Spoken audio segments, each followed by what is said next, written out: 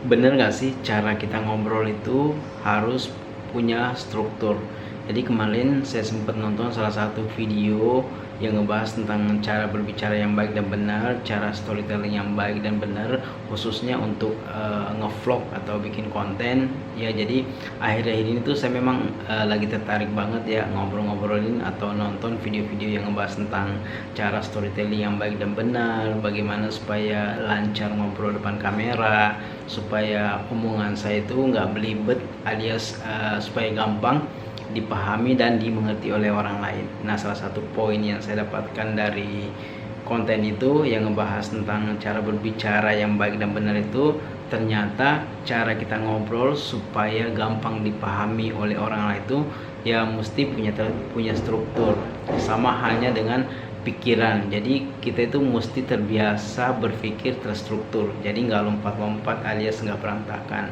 Jadi ketika kita ngebahas sesuatu hal itu ya mesti punya urutan, mulai dari topik utama, terus pembahasan, kemudian conclusion. Jadi itu nggak boleh lompat-lompat guys. Nah, itu yang saya dapatkan. Nah, kenapa saya rajin banget searching hal-hal yang berkaitan dengan storytelling, cara ngobrol yang baik dan benar, karena saya itu pengen banget gimana supaya storytelling saya itu makin lancar, makin mudah dipahami orang lain ketika saya menjelaskan. Nah, salah satu hal yang paling berpengaruh ternyata adalah bagaimana supaya kita itu berpikir terstruktur. Jadi sebisa mungkin kita itu belajar berpikir terstruktur. Contohnya, contoh yang paling sederhana itu misalnya nih, kita mau ke pasar, tentunya ada beberapa step-step yang harus dilakukan. Pertama, kita ngambil kunci motor dulu kalau misalnya kita naik motor.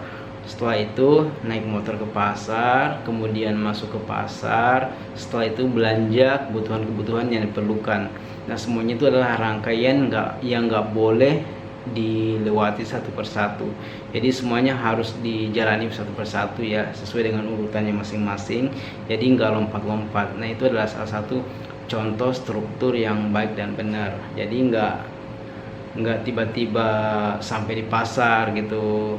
Jadi semuanya itu harus dilewati fase-fasenya. Nah, itu adalah salah satu contoh urutan yang terstruktur. Nah, ternyata sama dengan cara kita berpikir itu ya harus terstruktur. Kenapa? Karena ternyata itu sangat berpengaruh dengan cara kita ngobrol, cara kita menyampaikan sesuatu ke orang lain, supaya itu ada urutannya guys. Jadi nggak lompat-lompat, supaya orang yang menyaksikan cara kita ngomong itu mudah dipahami dan nggak belibet.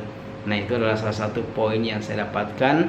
Ya, itulah kenapa saya tuh rajin banget ya akhir-akhir ini ngobrol, latihan, termasuk nonton video-video yang ngebahas tentang cara berbicara yang baik dan benar, storytelling yang baik dan benar. Oke, semoga bermanfaat. Jangan lupa di komennya guys. Thank you.